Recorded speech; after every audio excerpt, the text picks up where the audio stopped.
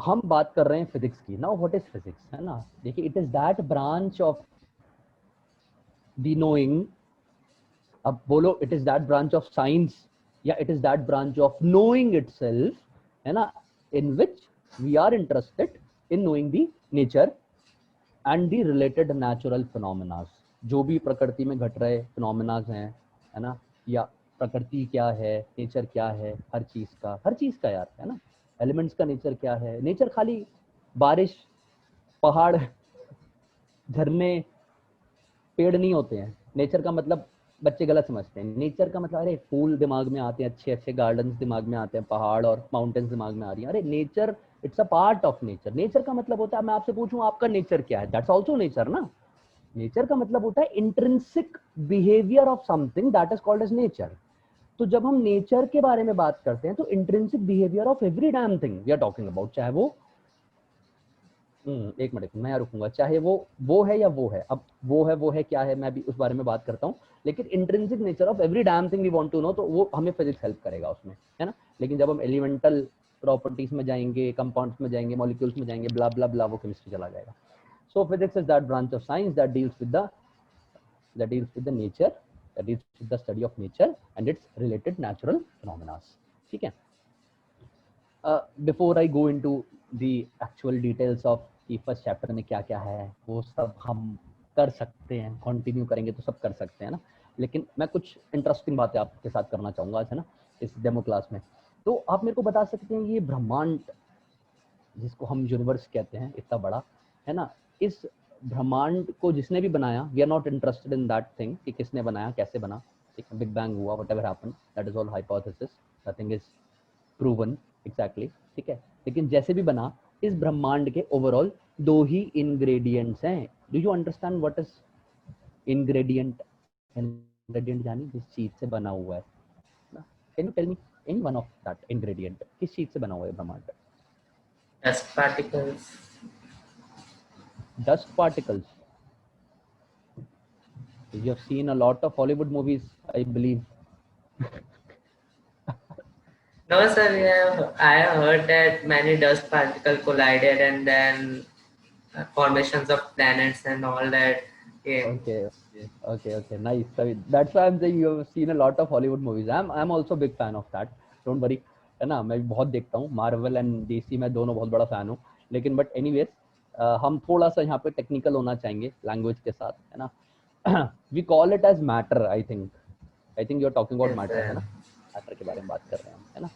Matter बहुत ही interesting चीज़ है। ये सब कुछ, ये क्या है, ये वायर देख रहे हो अब, ये सब, ये हवा, ये जो आप फील कर सकते हो, जिसको everything you can think of, which is made up of atoms, we say, है ना, which is made up of atoms, है ना, इज मैटर सिंपली, ठीक है। अब चाहे वो वाला मैटर है which is making up the galaxies and which is making up the celestial bodies and so on, that is also consisting of atoms only, है ना, वो भी मैटर है। but what is the second thing then?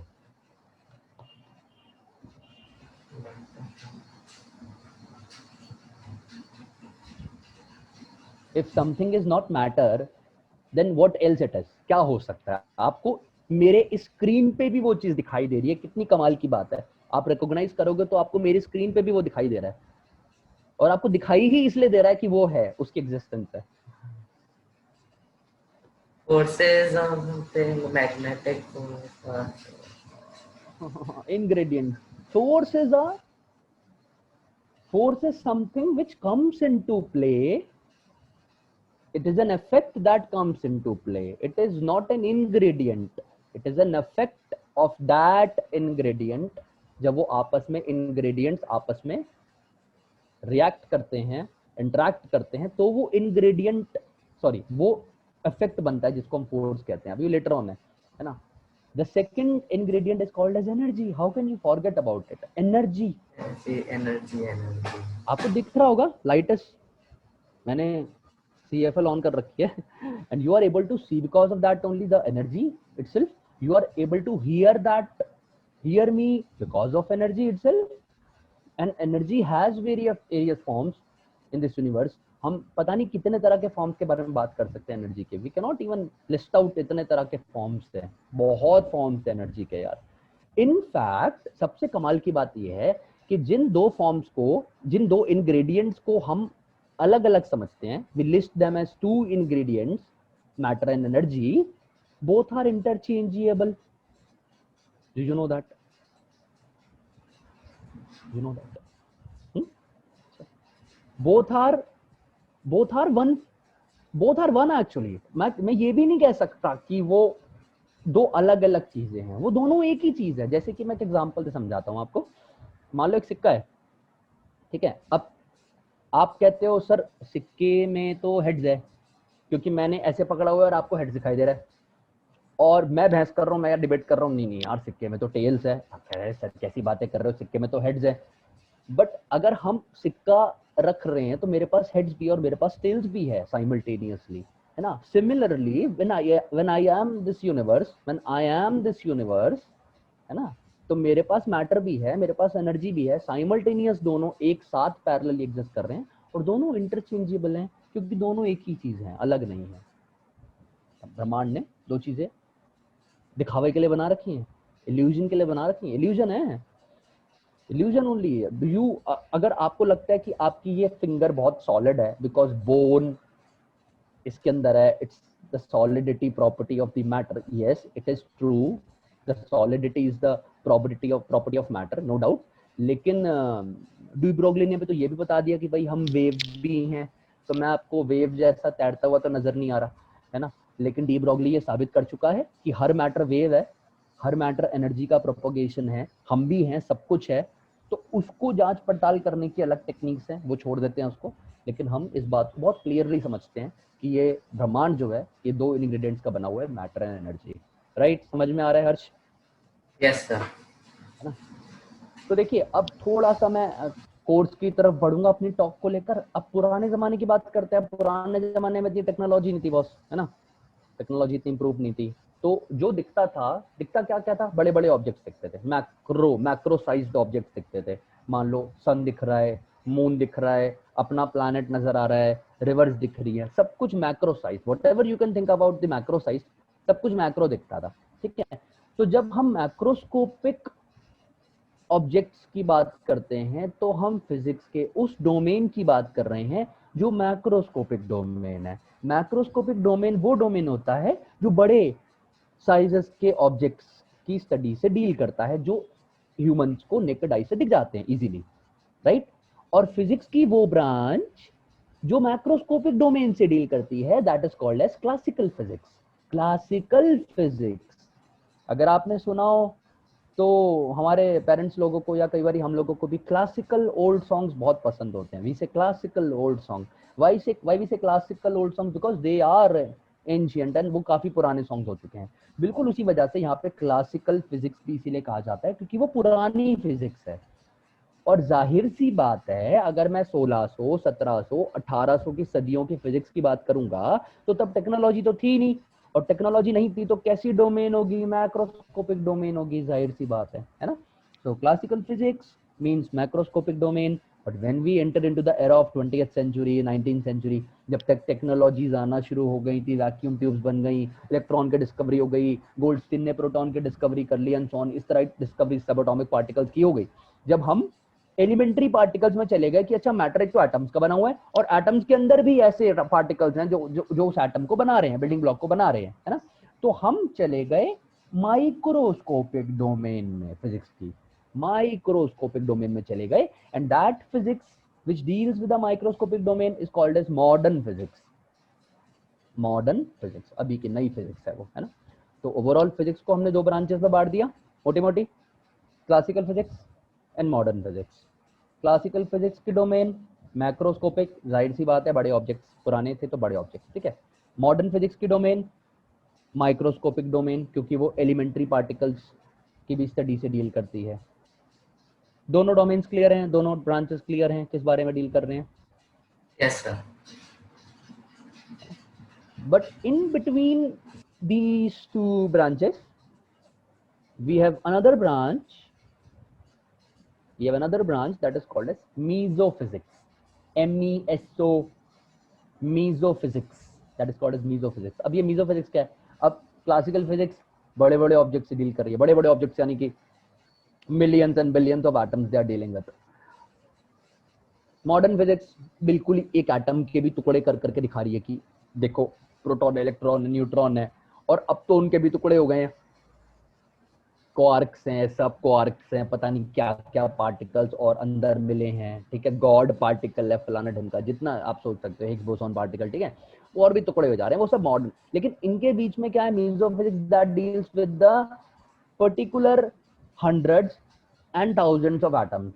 Mesophysics is that branch of physics that deals with the study of hundreds और thousands of atoms. तो हम ना ही बहुत बड़े ऑब्जेक्ट की बात कर रहे हैं कि जिसमें millions and billions of atoms हो, ना ही मैं एटम को तोड़ के देखना चाह रहा हूँ इसमें। अब मैं क्या करूंगा, कुछ हंड्रेड्स ऑफ एटम्स लूंगा, थाउजेंड्स ऑफ एटम्स लूंगा, और अगर मैं उसकी स्टडी कर रहा हूँ, कुछ करना चाह रहा हूँ, so that branch is the third one which is the मेसोफिजिक्स।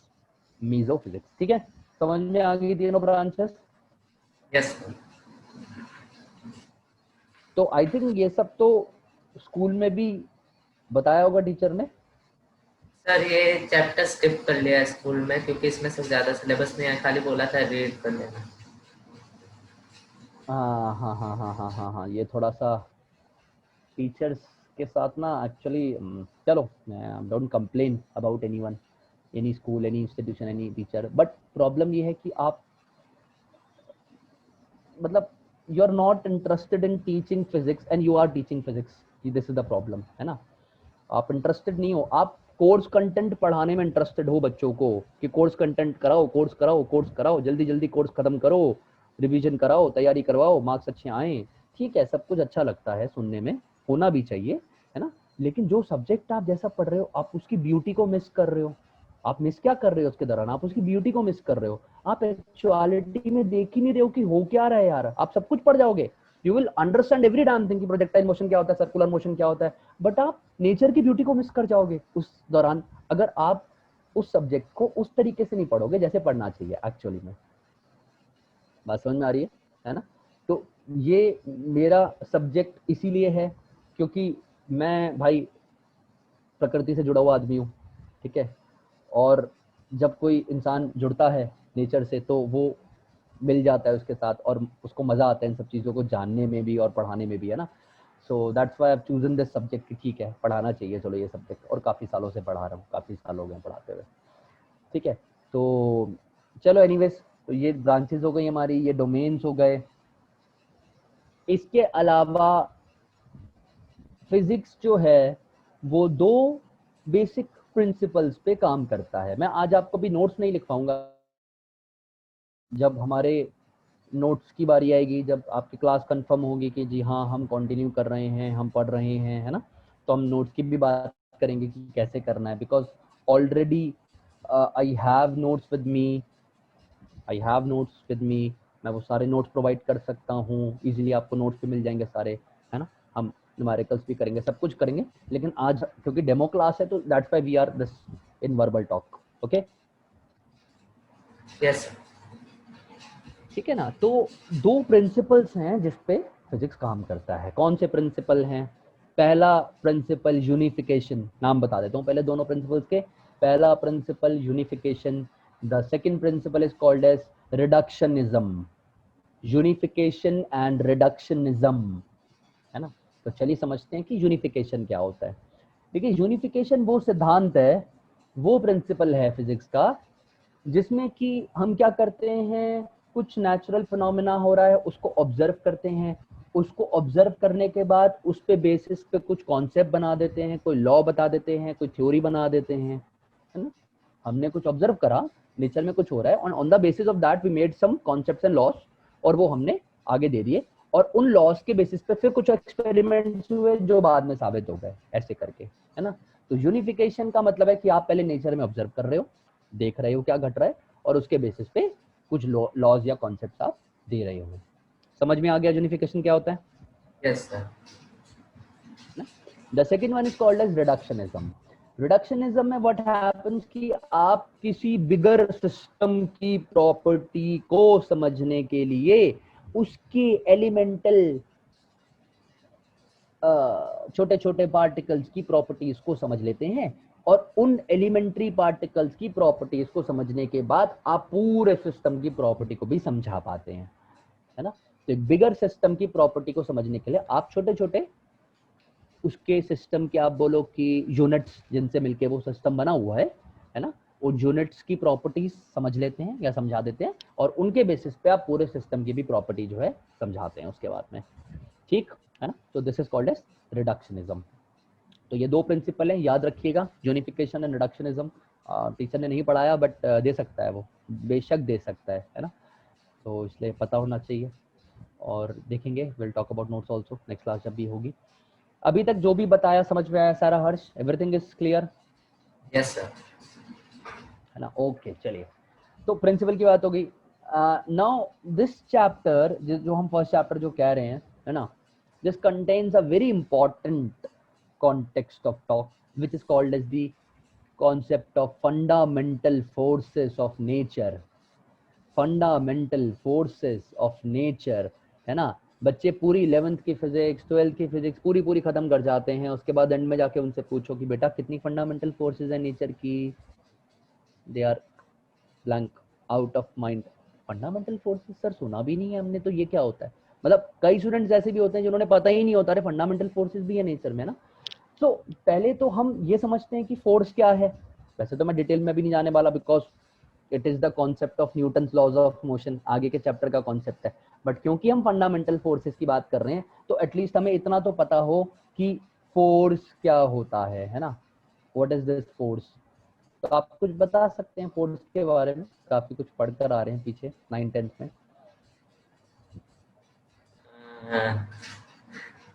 बहुत पहले पढ़ा था, the push and pull something था।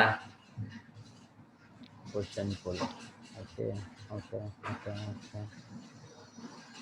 कोई किसी फोर्स का नाम याद हो? मैग्नेटिक फोर्स, ठीक है। Electrostatic force, electrostatic force, friction, frictional force, okay nice, ठीक है ना। तो अच्छी बात है, ये सब मैकेनिकल फोर्सेस हैं। Force, mechanical force, okay great. Gravitational force, gravitation. Gravitational force, है ना। तो हम नेचर की उन गवर्निंग फोर्सेस के बारे में जानना चाहते हैं। Why I am calling them as governing forces. Government क्या होती है? Which is holding, which is making laws for the people of that country, है ना, which is stabilizing, which has the responsibility, at least which has the responsibility of stabilizing the country. The government is doing or not, that is a different aspect, लेकिन which has the responsibility of stabilizing the country, protecting the country, everything. So I call these forces as governing forces, क्योंकि ये पूरे ब्रह्मांड को, इस पूरे physical universe को stabilise कर रही हैं, इनके फिनोमिनास को गवर्न कर रही हैं।